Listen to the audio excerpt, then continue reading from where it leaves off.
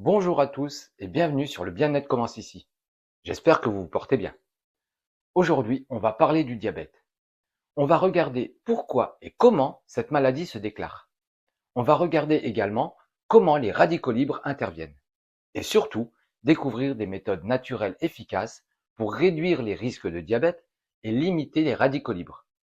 D'ailleurs, j'ai fait une vidéo sur les radicaux libres et je vous invite à la regarder. Le lien direct est en fin de vidéo. Aucune méthode ne peut guérir le diabète, mais une bonne hygiène de vie et la réduction du stress oxydatif peuvent limiter les complications du diabète. En adoptant un mode de vie équilibré et en pratiquant des activités physiques régulières, on réduit considérablement les risques de développer un diabète de type 2. Vous aimez ce genre de contenu? Eh bien, je vous invite à vous abonner pour découvrir d'autres conseils sur le bien-être santé au naturel et d'activer la cloche pour recevoir les notifications des prochaines vidéos.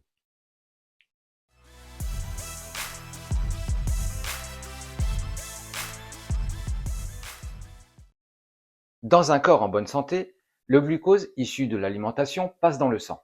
L'insuline, produite par le pancréas, agit comme une clé pour laisser entrer le glucose dans les cellules afin qu'elles produisent de l'énergie.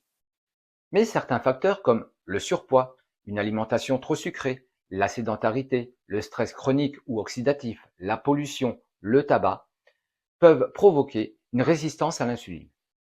Résultat, l'insuline agit moins efficacement. Le sucre reste dans le sang et le pancréas doit produire toujours plus d'insuline pour compenser. Avec le temps, ce mécanisme fatigue le pancréas. La glycémie reste élevée en permanence et le diabète s'installe.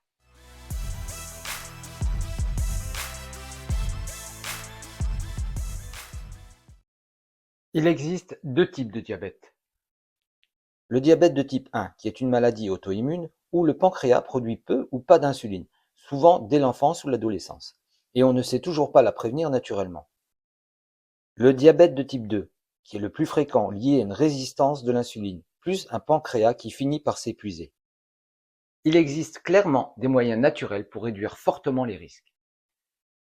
Les radicaux libres ne sont pas la cause directe, mais ils agissent comme un amplificateur accélérant la résistance à l'insuline et aggravant ses complications.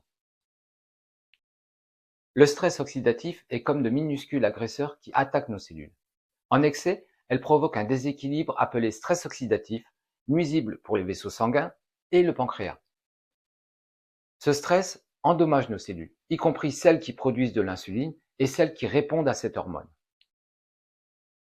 Et les facteurs aggravants sont une alimentation trop riche en sucre ou en graisses saturées, qui augmente la glycémie plus le stress oxydatif, le tabac, qui multiplie la production de radicaux libres et favorise l'inflammation chronique, l'alcool, surcharge le foie, augmente le sucre dans le sang et la production de radicaux libres, et la pollution et la sédentarité, qui accentue le stress oxydatif et la résistance à l'insuline. Une bonne hygiène de vie sans trop d'excès et une réduction du stress oxydatif peuvent vraiment jouer un rôle important pour limiter les complications liées au diabète. Mais ce n'est pas seulement utile quand la maladie est déjà là.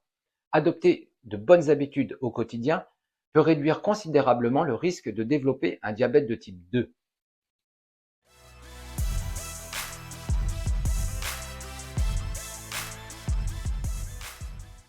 Avec le temps, j'ai appris une chose importante. Il ne faut pas forcément se priver de tout. Il faut savoir trouver un juste équilibre. Moi, j'ai réduit considérablement tout ce qui était sucré et j'en consomme de temps en temps. Dans mon quotidien, j'ai pour habitude de me préparer une mixture à base de fruits frais, riche en vitamines, de consommer des fibres. Et j'ai intégré également le gel aloe vera à boire, parce qu'il contient plus de 200 principes actifs, toutes les vitamines et minéraux dont le corps a besoin chaque jour. Voilà, c'est la fin de cette vidéo. Mais nous pouvons toujours échanger nos petits conseils bien-être dans les commentaires. Je tenais à vous remercier de votre fidélité et du temps que vous prenez chaque semaine pour me suivre. Merci beaucoup. Et surtout, n'oubliez pas de liker, de vous abonner pour découvrir d'autres conseils bien-être au naturel et d'activer la cloche pour recevoir les notifications des prochaines vidéos. Je vous donne rendez-vous la semaine prochaine. En attendant, prenez soin de vous. À bientôt.